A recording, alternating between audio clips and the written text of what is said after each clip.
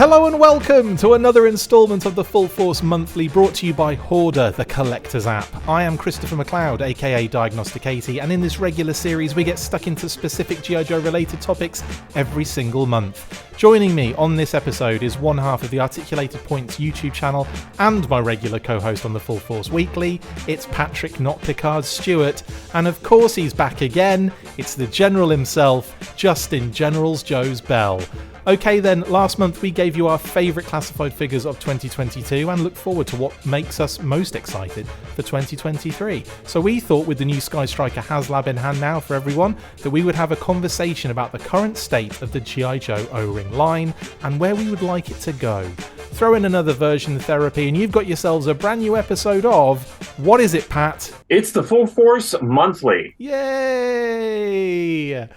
Yeah, it is. I think I'm the only one that's excited about that. Getting this one just in time for the end of February. We've had all this time to do it, and I've just been putting it off. So, sorry, lads. But thank you for jumping on. Justin, I haven't heard from you for ages. How are you, mate? No, I'm doing good. I'm ready to talk about O-Ring. You know, I was doing some research into this episode and just being reminded of how much I loved the O-Ring. You know, I mean, everything that's happened since 1994, and it's easy to forget sort of where it all started, and really excited to talk about that side of G.I. Joe, which I don't think gets nearly enough appreciation these days. Of course, no one cares about it anymore, right? That's the whole point. Seems like it. Oh, look at Pat. He got really angry. Look there. Pat, how are you doing after I said that? I'm doing all right. Yeah, I'm glad that we're touching on this topic. It's one that I've wanted to talk about for quite a while. Yeah, we did an O-Ring special some time ago, didn't we? Where I think the HasLab was just around the corner. We'd had, I think, Duke and Cobra Commander were the last two that we knew of coming out at that point. So now we've had a few more additions to the O-Ring line. We thought we might as well get stuck into it. So let's stop all of the formalities and get stuck into that, shall we? Yes.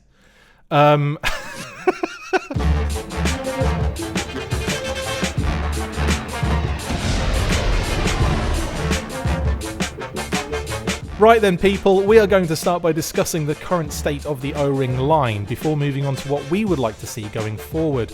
So far, we've had a handful of core character 2-packs, a Skystriker HasLab with 7 figures, and a smattering of vehicles with the Stinger and the 2 Transformers crossovers so far. It has hardly been an embarrassment of riches since the line was announced, but how do we see it going currently? Let's start first off then with Justin, seeing as we haven't heard from you in ages. Take us through your kind of thoughts at the moment of the current O-Ring line as it is. I'm very thankful that Hasbro is actually looking back at that era and doing something to celebrate, you know, kind of where G.I. Joe Real America came from.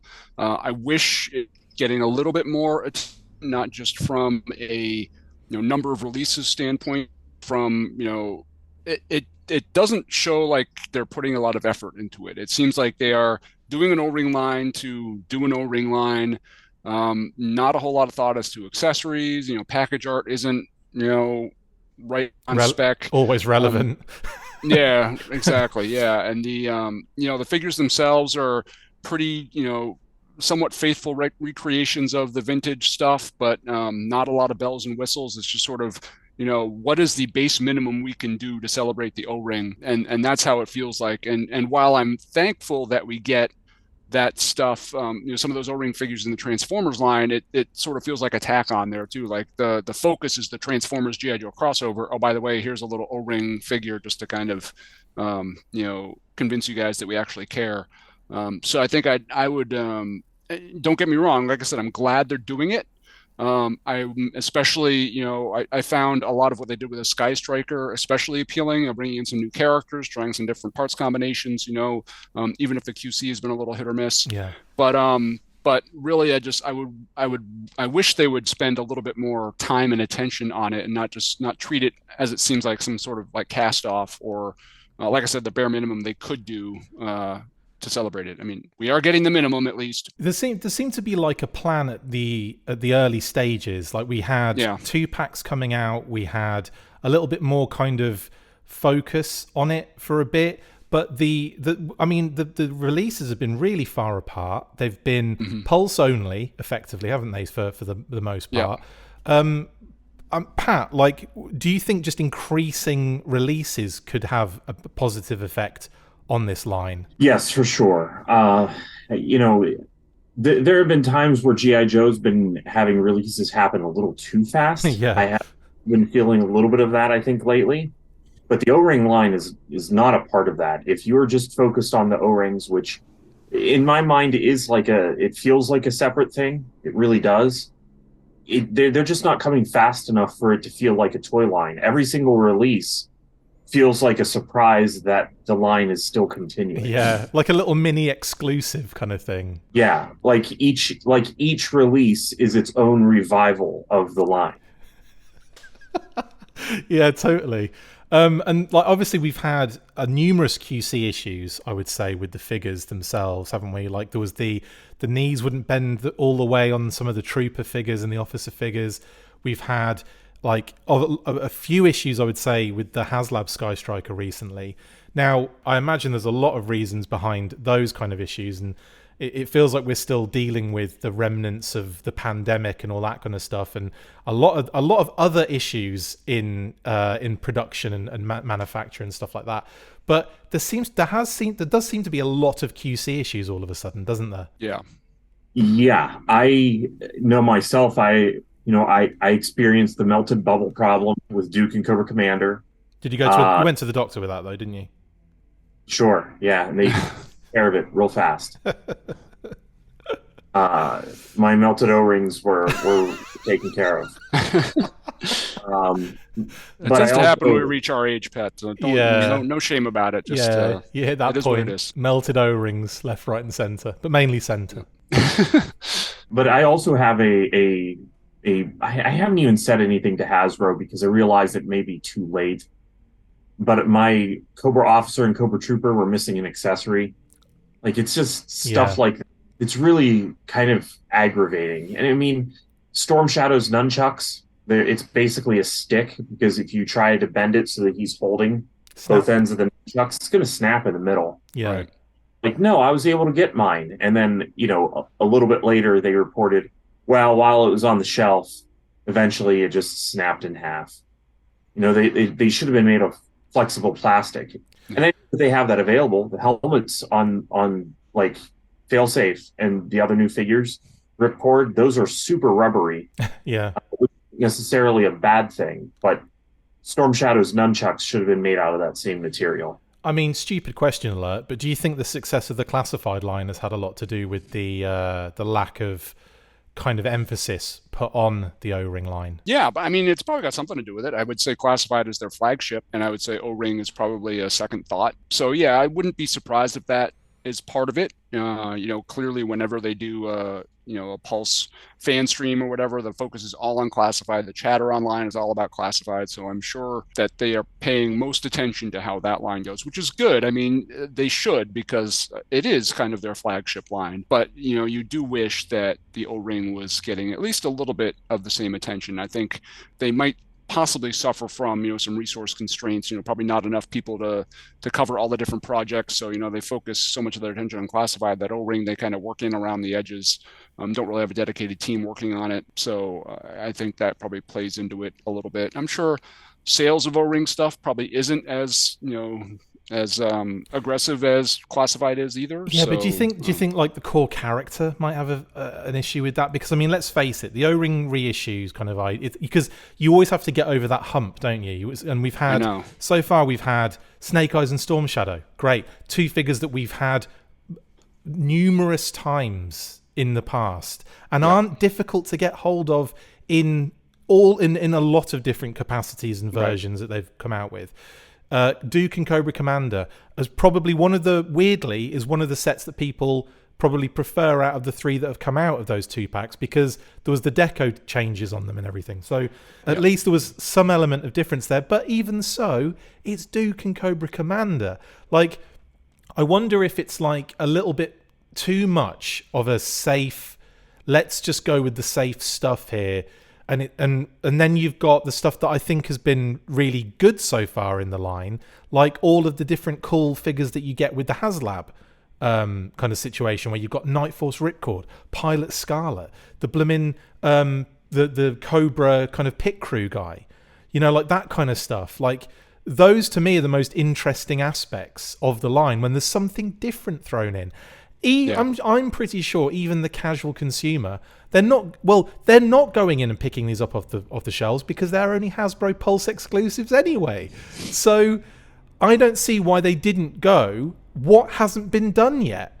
Let's do stuff that hasn't been done yet, or let's mix it up. Rather than two figures that we've seen over and over and over again, all three of those those first 2 packs, why not mix it up? Why not have the Trooper with something we've never seen before?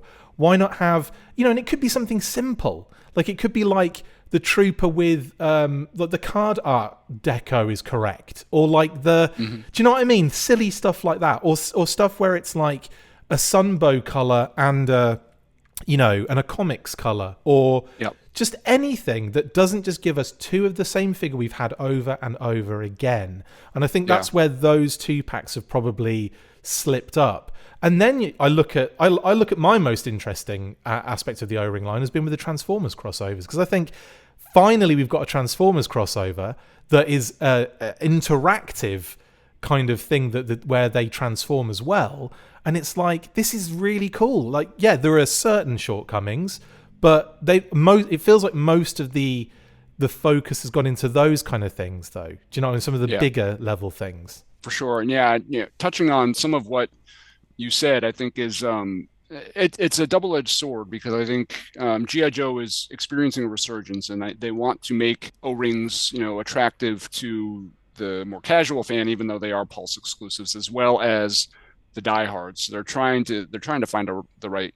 Well, they're not really trying to find the right combination. They've just done all vanilla core characters so far. Yeah. And I think one thing that I've always loved, and something that kind of gets overlooked when we talk about O-Ring, is the comic pack figures from the early 2000s. A lot of people don't necessarily focus a lot of attention on those, but they were able to take very familiar core characters, but tweak them and improve them and make them more desirable, so that the casual fan was getting a Firefly or getting a Scrap Iron or Cobra Troopers, but the hardcore fans were getting a Cobra Trooper in the comic book deco that they never had before. They were getting a Firefly with a better, meaner looking head sculpt. They were getting various different improvements, which I think is what Hasbro should really think about doing, is finding a way to make these core characters appeal to casual fans, but give something different to the hardcore fans as well, so they don't feel like they're just buying the same thing over and over and over and over again.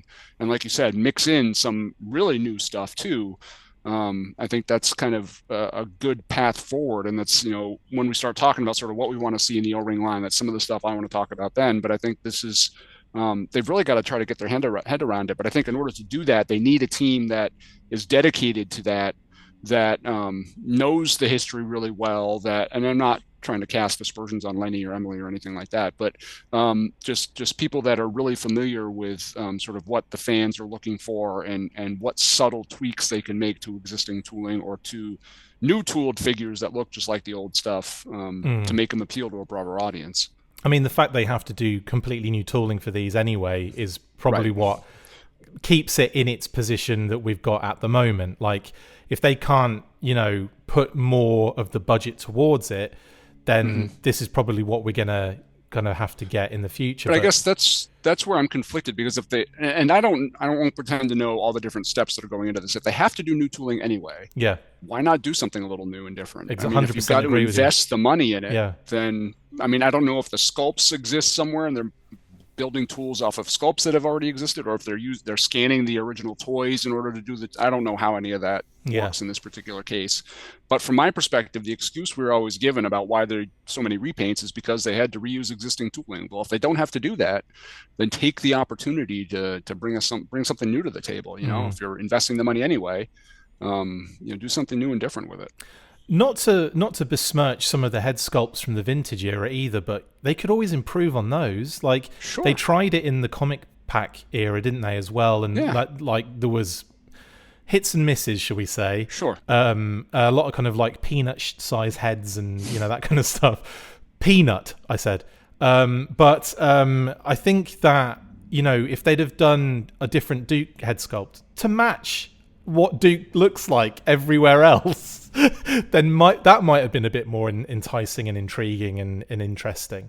This is the thing, like, it's difficult, isn't it? Because the comic 2 and 3 packs did a really good job of, like you say, like mixing and matching some weird and some kooky, but then also your classic characters.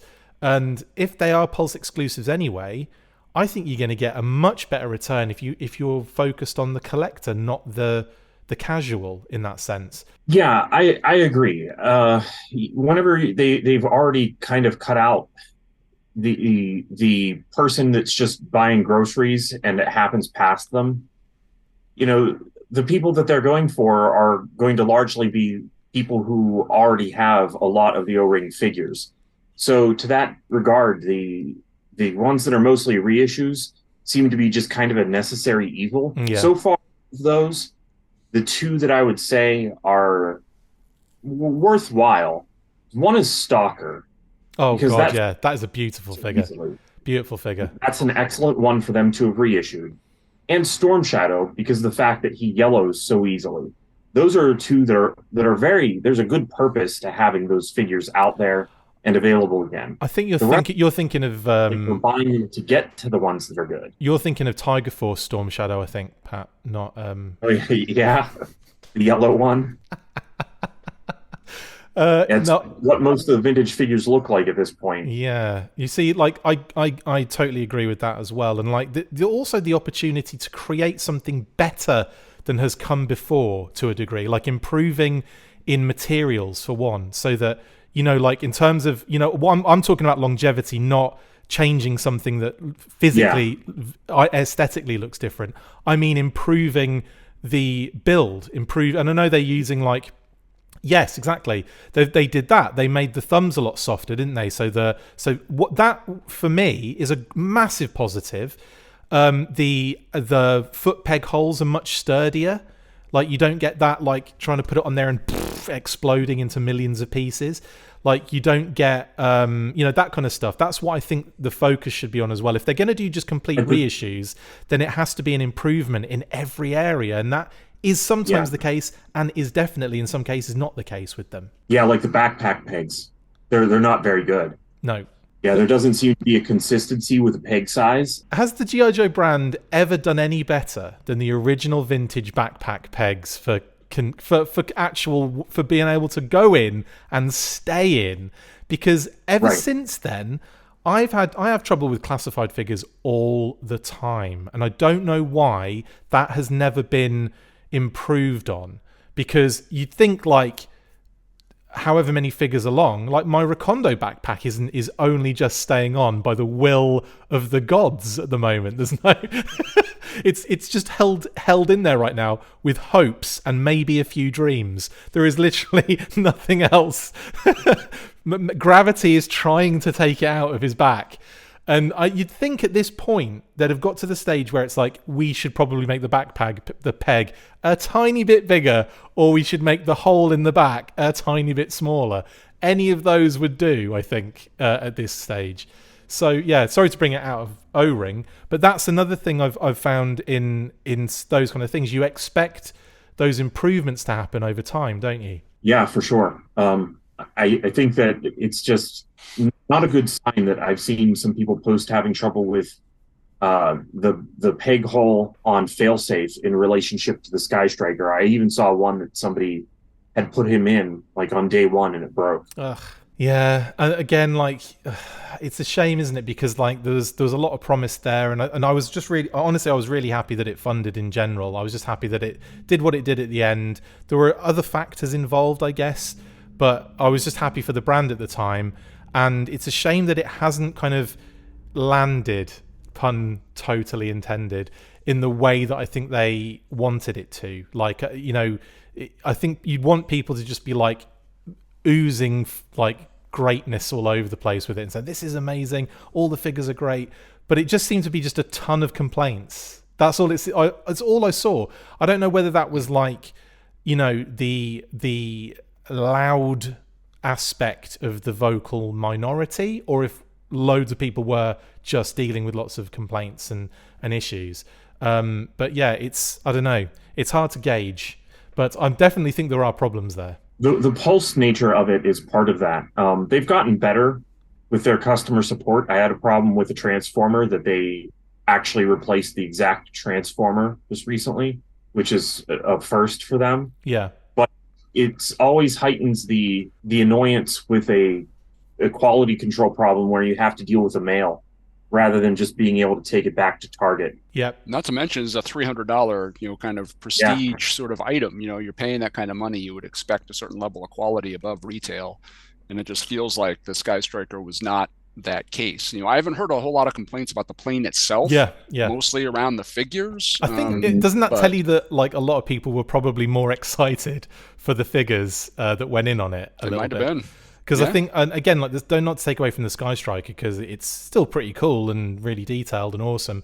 But how many Skystrikers have we had in the last? I know. It was tough to get excited about it. Yeah. But like the figures, I think the figures is what did a lot of the damage in that sense. A lot of the kind of getting people to kind of jump in on it, and like Night Force Ripcord is another cool like addition to that line, and that kind of leads us in, I guess, to the next phase of our discussion.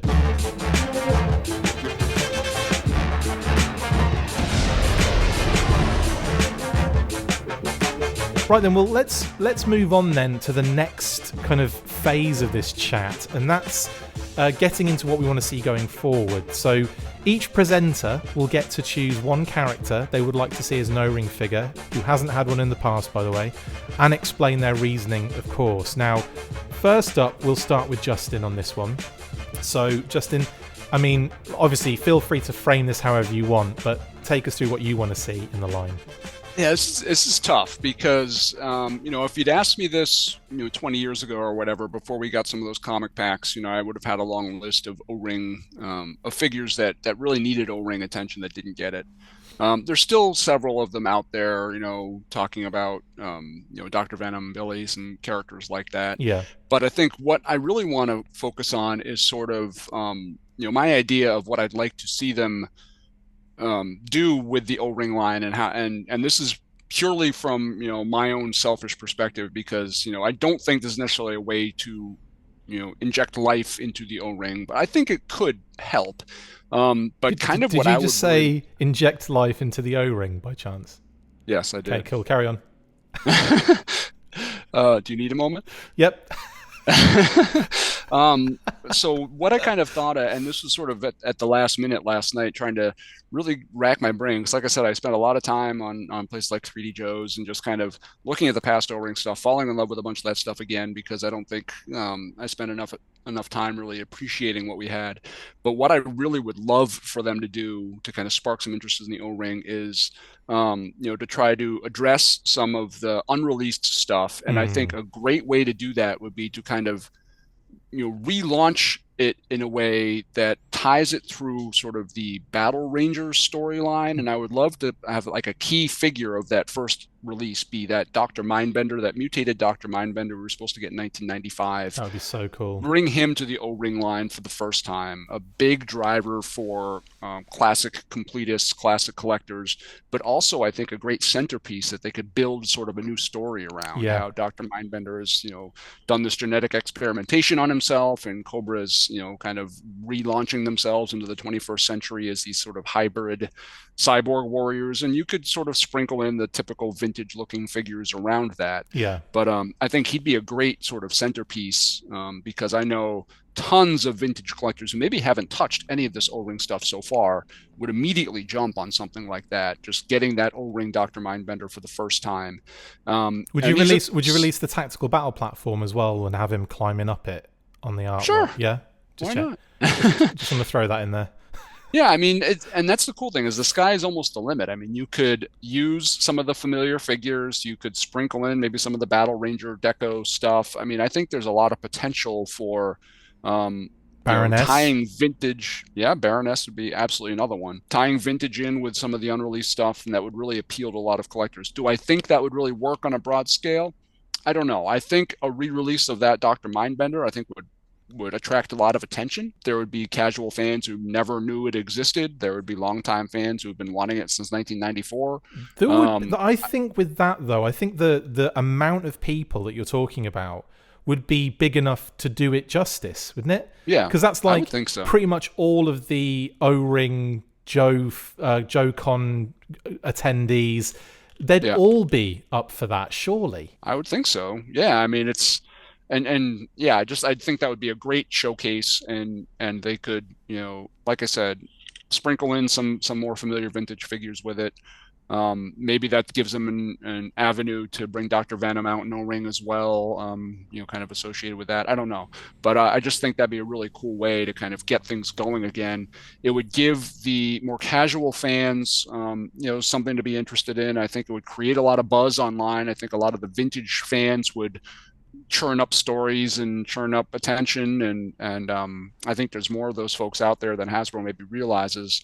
And I really think it would kind of start a little bit more momentum for the O-Ring. It would give a sense of this is something we haven't done before, and would also kind of give the sense, the sky's the limit. Support the line. We could do all this other stuff too, instead of just saying, oh, great, I buy these 4 figures. What am I going to get next? The 5th, I don't know, whatever Crimson Guard that's ever been released, or the, whatever other core character that is out there. Rather than just give people the impression that we're just going to see the same characters over and over and over again, it actually gives them some idea that, wow, there is really an area for some new stuff to come to the table. I was genuinely excited when the Stinger was announced, because I was like, something a little bit different. Not too far away, because obviously they've got the tooling there to share a little bit with the Vamp, obviously. But then you've got, a different deco with the driver and everything. So it's like, cool. So I'm with you on that. I think something new and fresh is 100% necessary, because they've tried core character and it hasn't really blown up, has it? So let's go to the next thing, which is bonkers stuff like Battlecore Dr. Mindbender, Battlecore Rangers Dr. Mindbender. What would you call it, Pat? What would you call it? That's Battlecore Rangers Dr. Mindbender. Just wanted to get the full title out there. I'm glad I was correct.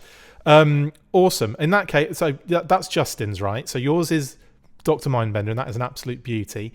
Pat, take us through have you got more to say, by the way, Justin? No, I think that pretty much covers what I want to say. I wasn't sure if I cut you off or not there, mate. No, you're good. Shut up. I'm just kidding. Oh, wait, one more thing. No, just kidding.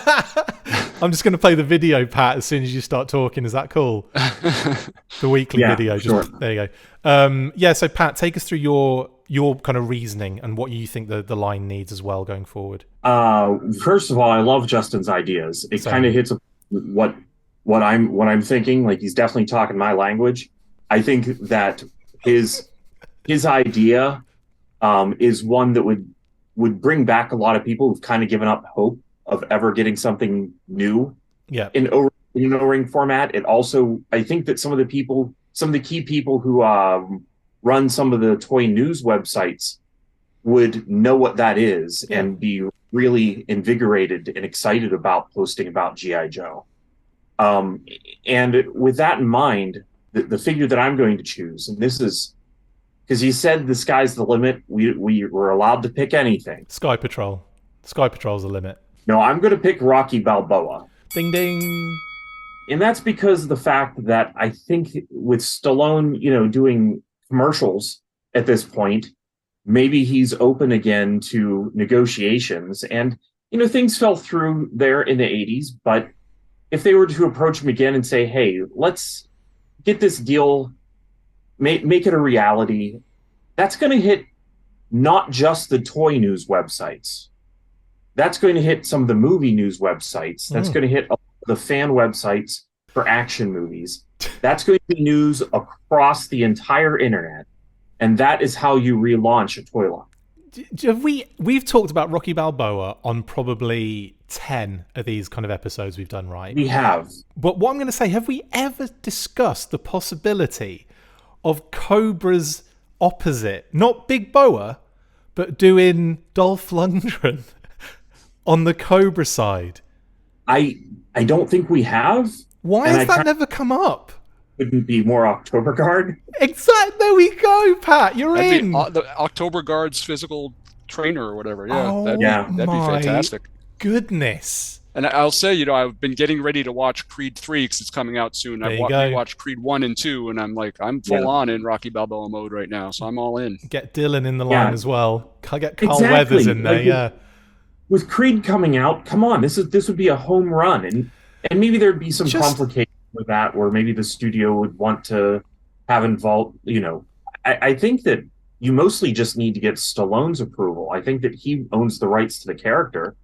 And if that's the case, it should simplify the method of actually getting the right to do it. I really think that it would be can you imagine if they had the robot as well? Get the robot in there. Have a special guest, and it's Stallone. That would be mental. I don't think I could stretch that far to get Stallone on the show, Pat. I'll try, but yeah, that would be brilliant, wouldn't it? Oh my goodness. Oh my goodness! I just think that it would be amazing for them to finally do that. And I was going to say also that what I want from the brand in general, I look back to the way that they handled the Iron Man toy line, the Iron Man 2 toy line from like the 2009-ish. Was that whenever that was? I think the 2009, something like that. Yeah, it was kind of subtle on the packages. But they had the comic book series, the movie series, and the concept series. And I really liked that as a collector of those because it gave a little more subtle segmentation of that line. And I think you could almost like choose what you wanted.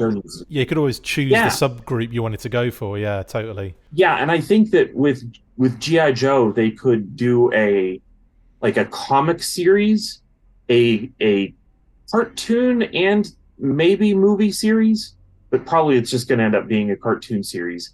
And then also a concept series where you would have like a Dr. Mindbender as a part of that. And it wouldn't necessarily be to segment things, because I don't think we'll be getting so many figures that you could fill out those 3 segments that well. But I think that by having that on there, it may even just tell the consumer what the heck this thing is. I mean, they even did it after, one of the 25th line technically moved out of the 25th, and it just had that logo in the corner of cartoon or comic book. It just kind of told people who maybe weren't as familiar, hey, this is what this is. So if people were confused about what Justin's Dr. Mindbender it is, it could say concept series, and then people would know, oh, this wasn't something in a comic book or in the cartoon. You could have concept series and a brain in a jar. That would be the image for it, just like or your nitpick helmet. No, I think that's awesome. You could definitely have a lot of fun with that as well, like marketing wise for all the marketers out there. But no, I'm totally on board with both of those ideas. I think they're fantastic. And I think I know we're talking like Rocky Balboa as well, Pat. But I think Michael B. Jordan might be a good to be a G.I. Joe. Do you know what I mean? Like, as bring it into like the future a little bit as well. Have like maybe a set, like a past, present, future type scenario. I don't know. As Creed? Yeah, obviously as Apollo Creed's. Well, he could be John Clark too from that Without Remorse movie. That'd be pretty cool. Or he could be what was he? Was he Johnny Blaze in the Fantastic Four? He wasn't he, in that terrible Fantastic Four? Yeah. Killmonger. He can come on as Killmonger. Torch, Killmonger would make more sense as a soldier. He's been everywhere. And I'm pretty sure the Marvel don't care. They'd be all right, wouldn't they? Disney'd be fine with that. Yeah, it's still good. No, let's do that. But no, I just something that's just jogged something in my head from a previous chat we had where we were talking about what famous people could come into the classified series. And obviously Rocky Balboa, I think, was mentioned at the time then, Pat. Or maybe it wasn't, and we were kicking ourselves that we didn't talk about it at that point. But that was one of those things where we were like, I don't know. And Michael B. Jordan is one that's kind of sticking out a bit with that connection to Rocky and to the fact that it's more current, if you know what I mean. So, yeah, that would be that's an interesting one I've never really thought about in the past. Okay, my choice is actually in a similar way. I've kind of cheated a little bit. I'm going to say Pythona, right, first and foremost, but there's a reason behind it. and it's slightly different to the reasons you guys have given. So Pat, you're talking more about bringing in that kind of other like community as well, like more people as well, because it's Rocky Balboa and it's famous and it's Stallone and all that kind of stuff. It's also an unproduced figure. An unproduced, of course, 100%. Like there's, regardless of the relation to Joe, there's more to it than that, is what I'm getting at. Yeah. And with you, Justin, you were kind of in a similar vein where you're saying, let's do something that opens it out to the collector community a little bit more, right? Mm-hmm. So mine is kind of doing, one, it's covering unreleased. Two, it's covering an aspect that's very, very popular in the G.I. Joe community as a whole, and that's the animated movie. And by popular, I mean commercially known and viable and all that kind of stuff, right? And then you've got the added aspect of it being the nostalgia kick for a lot of people, where it's going to be, you know, the movie that everyone recognizes when someone says G.I. Joe, right? When someone says G.I. Joe, to most people of our age, they're going to think of that intro, aren't they, from the film, mainly. So I'm thinking you go Cobra La with it, and you do something fun and different. And Pythona's a good one to start with. If it's a 2-pack, maybe Pythona and Nemesis Enforcer, because that's what I should have done. I should have said pick a 2-pack, shouldn't I, is what I should have said. But Pat, you can do Rocky and Big Boa, can't you? Or Rocky and Dolph Lundgren. Yeah. Or Rocky and Dolph Lundgren. Yeah. Drago. What would your 2-pack be, Justin? I would probably want to throw in another one of the Battle Corps Rangers. Maybe, Footloose. I think he's probably one of the more identifiable ones, yeah. I guess. Baroness and Dr. Mindbender would make sense. Baroness could be good too. Yeah, maybe instead of a versus pack, it's a 2-pack of Cobras, Baroness and Dr. Mindbender. I think I like that better. I think Baroness would be a bigger draw. I love that this segment has evolved into a 2-pack now, which is great.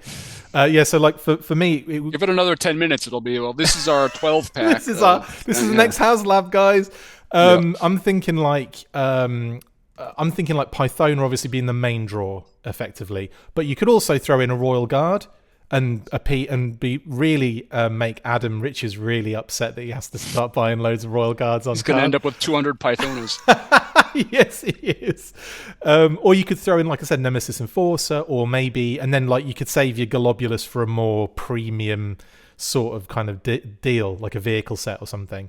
The BET could be thrown in. So I'm looking at this from a kind of like nostalgic movie kind of point of view, and also getting some of those movie figures into O-Ring finally, like even reissuing some of the movie figures themselves, like, you know, getting a Falcon out there again and a Big Lob, or, you know, like a Big Lob who's only ever seen the club like versions done. Like we could definitely get another, like an official O-Ring Big Lob. If I know it's official, right, but like one that's got its own head sculpt and all that kind of stuff. Like more resources put into it. Maybe even Chuckles in his deco. That's kind of more like the movie. The white shirt and everything. Yes, 100%. All of that good stuff. I think that is a really good way to go for the brand. And I'm still so surprised we haven't had a big kind of movie push.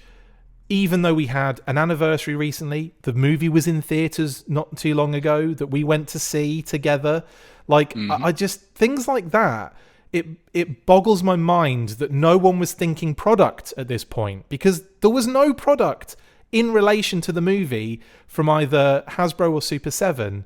And I was thinking, like, what a missed opportunity. And yes, I know there's levels to it, like there's lead time for kind of getting, you know, stuff done and all that kind of jazz, but that seemed like a missed opportunity to me.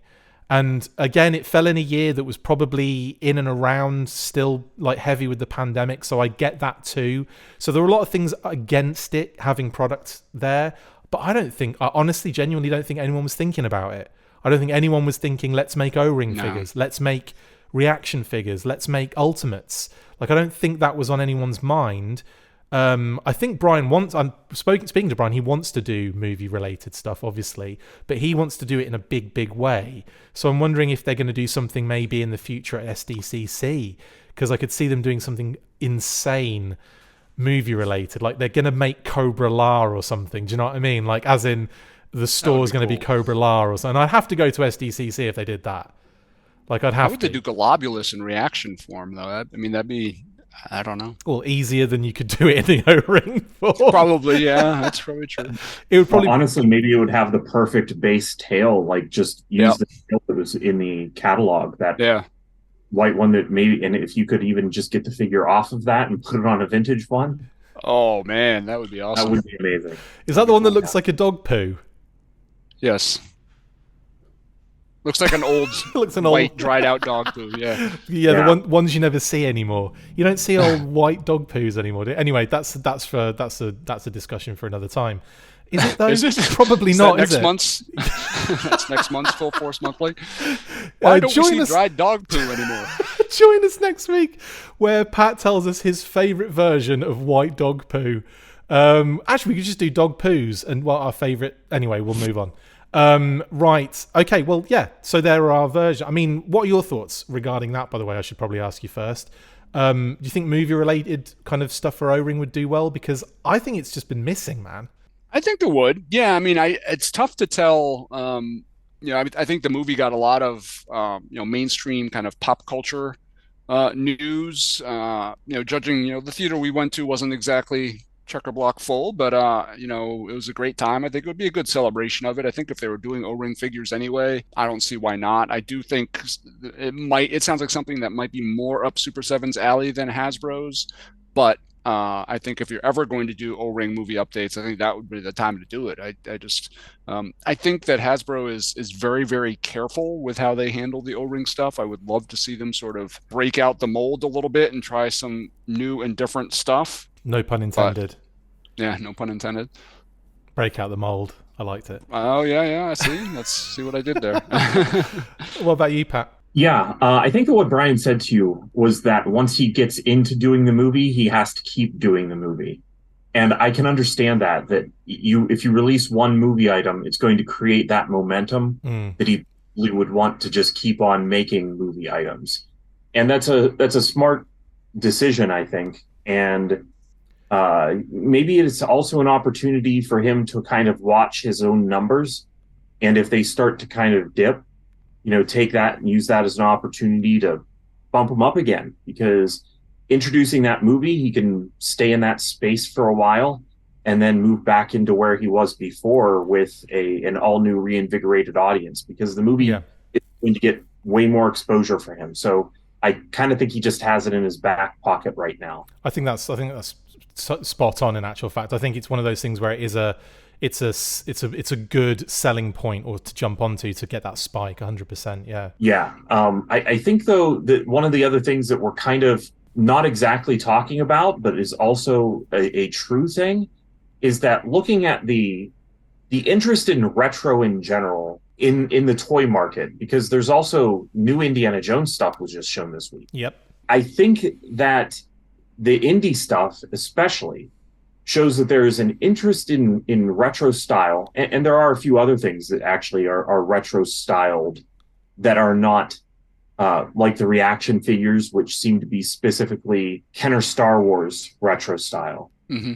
I think that there is a market for other retro styles. Definitely. And it brings about the question, could Hasbro do something other than G.I. Joe with the O-ring format? And I think that it could.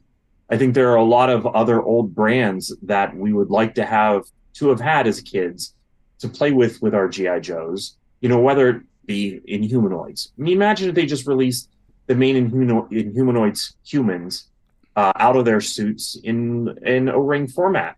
Mm-hmm. For me, that would be a hit. Or Gem, Mask. Yeah. 3/4 inch O-ring format. Yep. So many things that they could introduce into that vintage O-ring style if they stick to. You could get away with vehicles. Style and the buck of vintage G.I. Joe. You could get away with vehicles in the O-ring line for Mask. You could easily do that. Yeah, you could. In the 80s. In the 80s, I should say. Yeah, my daughter's been bitten by the toy collector bug a little bit, so we've been spending time going to like Newberry Comics and places like that. And those vintage style figures they're all over the place. There's Mego now is doing same sort of format they did back in the 70s with newer characters, but it's very vintage themed. You've got, Super 7, between, G.I. Joe and doing Willow figures now that are very much in sort of a retro style. Yeah. I mean, there's a bunch of other vendors out there that are doing very similar things. I think you're right. I think if Hasbro really wanted to, they could take that O-ring format and really branch it out and bring in, like Pat said, different sublines into the G.I. Joe mainstream and really do some great reinvigoration of some stale brands. I mean, can you imagine if they did? I mean, probably at the end of the day, I would love to see Visionaries in its proper scale, but bringing Visionaries into kind of that 3 3/4 inch O-ring format, I think the sky would be the limit if they would really kind of dedicate some resources to it. I think part of the conflict is probably a company like Super 7 has different expectations than a company like Hasbro when it comes to generating these toys and what profit they make and things like that. But I just think there's a ton of potential for what they could do if they really kind of dedicated some time and resources into it. Absolutely. I even wonder if they could get away with doing like a Hasbro All-Stars sort of, where it wouldn't necessarily be, okay, we have to make an entire wave of gem figures. Right. Maybe you have one gem figure and then you have one visionary and you just see which figure is the hot figure, and then maybe you go from there to fill out the later series. But yeah, and that is something that I do think they would need to get into a retail space. Yeah. Line only would not be a good idea. No, I agree with that. And considering that relates to what we talk about on the weekly as well, Pat, which they're going to know anyway because it's already happened, because I'm not going to be able to get this edited in time. Right, well, we fixed the O-ring line, guys. That's awesome. Brilliant. I'll send this over to Hasbro and they can start working on all of those suggestions for us. JK, LOL. Let's move on to the final segment today, and that is version therapy. Have you tried Hoardar yet? No? Well, you need to. If you have a collection of things and want to create a fun and easy way of organising it and of course showing it off, then get involved. You can post items and build collections, and you can drop a status like getting a fun delivery or seeing some awesome related stuff on your travels. Build your collections with Hoardar. The app is free to download on Google Play and the App Store, so what are you waiting for? Get to hoarding.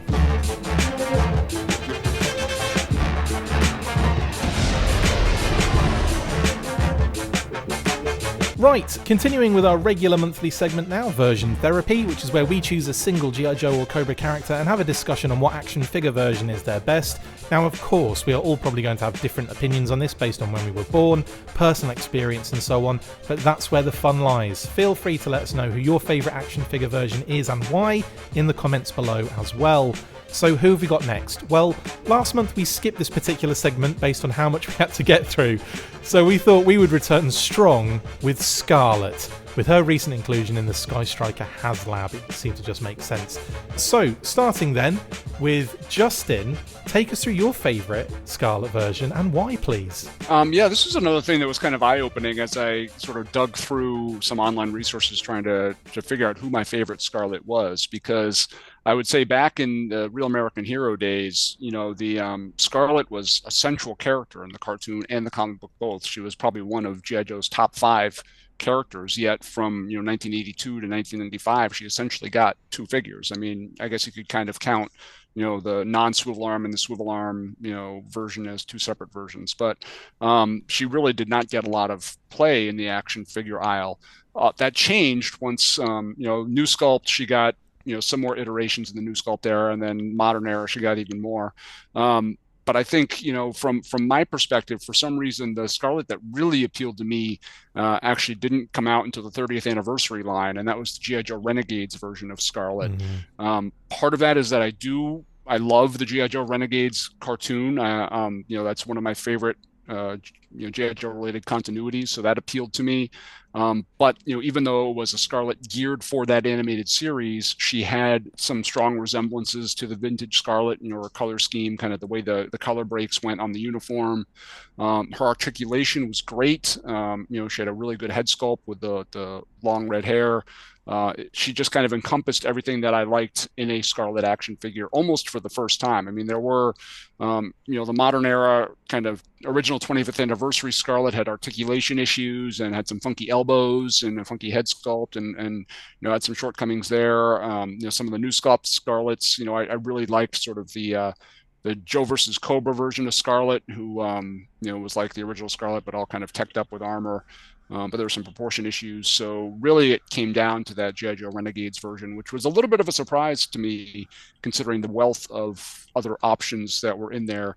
I did have one that was a really close second that I'm not going to say now because I want to let you guys kind of make your choices and don't want to color what you're going to say. But the G.I. Joe Renegades version, to me, at the end of the day, was probably the one I liked the best. Awesome. I agree with that. I think that was a cracking figure, and I think had I given it more thought myself, because usually I just message you guys and say, hey, I'm going to need your Scarlet choices because I need to know what's going on, and then think about mine at the last minute anyway. And I kind of having looked at all of them, she's one of those ones that ticks a lot of boxes. It's updated. There's new aspects, but there's that kind of, you're right, that's still got that vintage feel to it. The deco kind of keeps her nice and rooted in that kind of original style. But again, something new, something fresh, and of course connected to a show that I really enjoyed as well. Not necessarily everyone enjoyed it, but I know I certainly enjoyed it, and liked the character in that particular cartoon as well.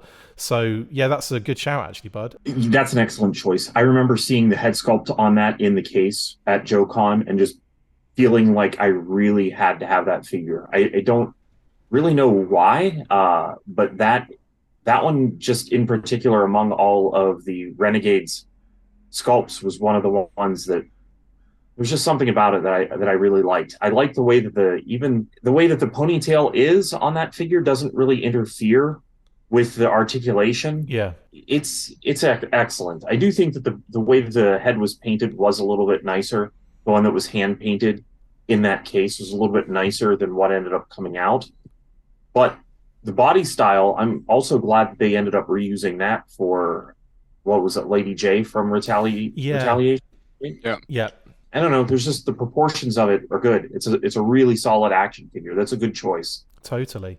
Looking over all the versions of Scarlet myself, and there are a lot of things in here, but it's tough to nail one down. I mean, go for yours first, Pat. I mean, take us through what your favorite version is, and then I'll do mine, because mine's almost like an imaginary one that falls between two in a weird way. Yeah, I wonder if it's the same imaginary one that falls between the two that I was going to say. Go on then. Say the same thing, which usually I scoop in and take yours. Yeah. Here we go. So if I manage to stretch it over two and take yours perfectly, we'll just have to agree the opposite ones. Go on then. I was going to go with, I love the original Scarlet, because in my mind, there's not a single version of the figures that have perfectly gotten Scarlet right, because even in 1992, you have that Scarlet and it's like, well, a helmet can't fit on her and she doesn't have a ponytail. And those two things just don't quite feel right with that figure. Even in 1982, we were looking for an improvement. 1983 gave us the swivel arms, but still not a new head sculpt I would have liked on Scarlet. So with that said, I would go with the Comic Pack Scarlet from 2005, but where I'm getting a blend of the two is I actually do like the colors of the original figure better than what we got in 2005. Now, 2005 also did give us some footholes on the figure, which I think were something that were kind of absent from the original. They are just very, very small. It's not the standard G.I. Joe foot peg size. Yeah. So it's kind of like a blend between the two is what I would prefer. But that 2005 Comic Pack Scarlet, well, I guess Yojo has her listed as Agent Scarlet version 4, which is confusing because it's like the 2, 4, 6, 8, 10. It's the 11th version of the character. But because of the word agent, they listed it as version 4. Yeah, I get what you're saying. That wasn't a call that I had made at the time. You Yeah. didn't. No one was wearing that. You obviously kept nitpick for yourself at that point. That was not handed over to the next person doing that job. That's right. It was I was around at Yojo at the time, but they'd already I think that at that point they'd already made Agent Scarlet a version 1, and it wasn't up to me anyway. So whichever version it is, it's the 2005 comic packs. It's the only comic pack Scarlet in 2005. So that's the one that I'm talking about. It has the ponytail. The head is a little scaled down, maybe a little even too small. Yeah. But it's a good figure, and somewhere a blend between that and the original Scarlet is what I want. Did I take yours? No, you did not. Thankfully. Oh wow! Okay. That was my runner-up that I had mentioned that I didn't want to say without influencing anyone else. Okay. So you took my runner-up. Great. I've just got a free run at mine then. That's perfect. Okay, so this is where it gets kind of difficult for me because I don't think there's been a perfect version of this particular figure, but I love the idea of the figure. Now, I love the idea of the figure when it first came out, and but there were aspects of it that really do take it away from being, anywhere near perfect, can we say? And that is Ninja Force Scarlet. Now, in original Ninja Force Scarlet, I think is bonkers. Like the design's crazy, but I love it. I think it's awesome. She's got one of the best head sculpts, by the way. It's a really, really good head sculpt and a really cool, obviously, the hair, ponytail and everything. It's awesome. But the problems we start getting to with this figure arrive in the way of features, and obviously the kind of special features the Ninja Force figures had do hinder the proportions of this particular figure, especially in the hips and the legs area and that kind of stuff. So obviously there are certain things that make the figure a little bit aesthetically weird. That said, they did attempt a second version of Ninja Force Scarlet in the Transformers G.I. Joe Club crossover set in 2017. And that particular figure, I really like it. So I think it's a really cool figure and everything. But again, I don't think it's not what I 100% imagined. I kind of wish that maybe Hasbro had done it so they could have, again, thrown tooling at it and made it unique and, followed the vintage figure, but cleared up the proportions, which obviously this modern figure does. But it just, to me, that figure feels a little bit unfinished. So for me, the best version of Scarlet is kind of in between these two that float around. And that for me, unfortunately, is where I've landed on it. Now, I would probably also, if I gun to my head, if I have to choose a perfect Scarlet, it's difficult because I don't think there is one yet. And I think that, if you look at the classified line, that is a dope figure, by the way. The Scarlet figure's cool.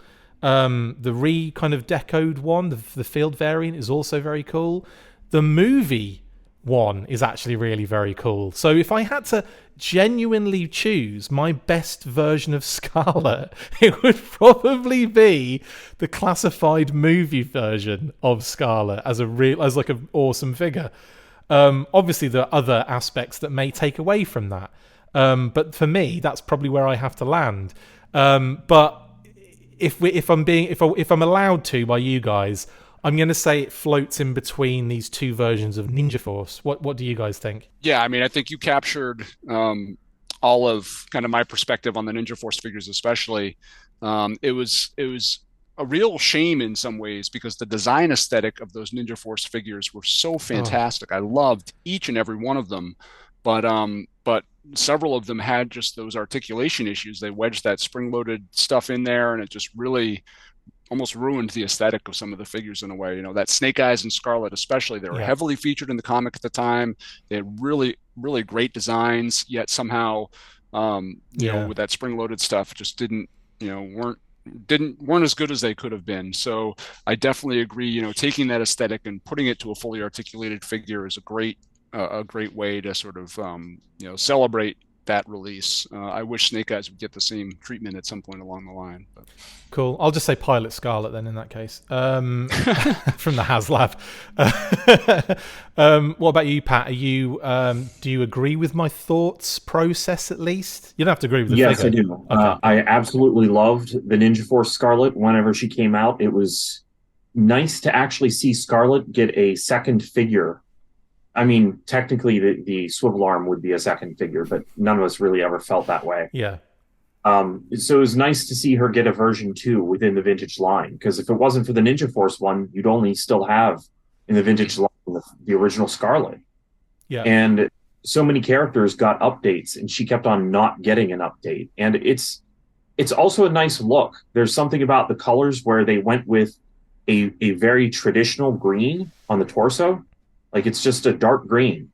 And then you have that pop of the bright color on the legs that is so very 90s. But those two things work really well together. And then, of course, the gold armor. It's an interesting look for any figure, even if it wasn't for the fact that it's Scarlet. Yeah. It just really does suffer, though. Everyone, whenever this thing came out, was reimagining it in their heads. Okay, what would that look like with a proper O-ring? Because I don't really like the legs. And it's the problem with her and with Snake Eyes. Yeah, I agree. And I would probably say as well, I'd throw Night Creeper in there a little bit, because I love that idea and the design. Yeah. And then even like the kind of like the cape that they should have come with. And then like you see the figure and it's kind of, it seems to be missing something, and they've made it super hench for some reason. Like they made the Night Creeper massive. It's like a linebacker. Yeah. So there's a lot of that going on. Zartan backpack holes would have been nice on these figures. That's part of the problem with the Ninja Force. Yeah, that's in a way why I think Night Creeper probably didn't come with a cape, or didn't come with because it doesn't come with a backpack. It looks a little unfinished, because there's nothing to fill that like visual space. I feel the same about the Battlecore Viper. I feel like that figure kind of like, basically it doesn't have that thing that fills out the aesthetic, where a backpack would do that.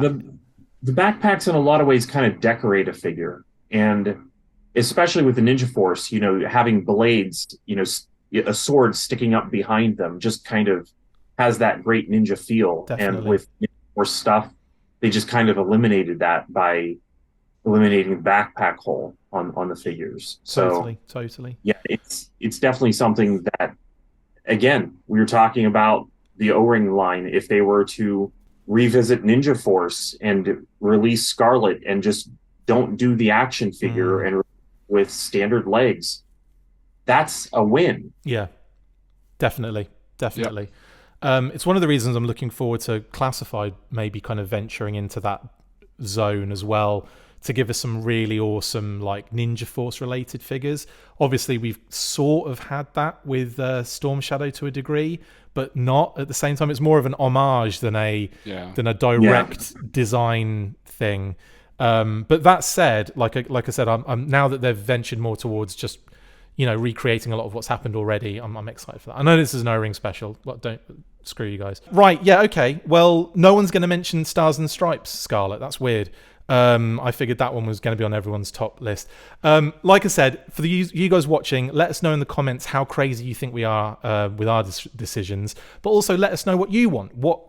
Comment on what action figure version of Scarlet is your favorite, or what you think is the best. Whatever way you want to frame it, let us know in the comments. And also let us know of any things, like ideas that you have for O-ring inclusion as well. Let us know all of that stuff. Stick it in the comments and we will ignore it. Joking. Look, yeah, see? Next up then, well, that's it. That is actually it for this episode. There's no next up. I'm getting confused. There's something else that's happening. Right then, you might have a little bit of extra coming in the week as well with our monthlies. I'll explain it later. Guys, thank you so much for joining me on this one. It's been an absolute pleasure. Justin and Pat, thank you guys. Thank you. Yep. Good to see you guys as always. At the same time, I love that. Sorry.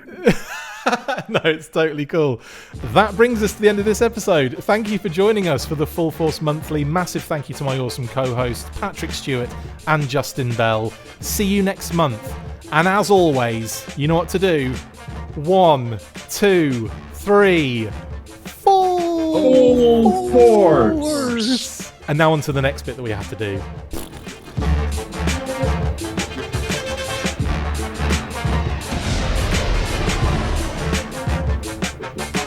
Make sure you get involved with the discussion by liking, sharing and commenting on these videos, and as always you can keep up with the show after listening by following on Twitter @TheFullForce, liking the Facebook page facebook.com/TheFullForce, and if you would like to contact the show you can message us on either of those platforms with feedback and questions. We also have a Patreon page, so if you want to show your support for the show, see your name up in lights on these videos, or enjoy exclusive bonus content, then check out patreon.com/TheFullForce podcast, or click on the link on any of the posts this podcast appears in. Full Force.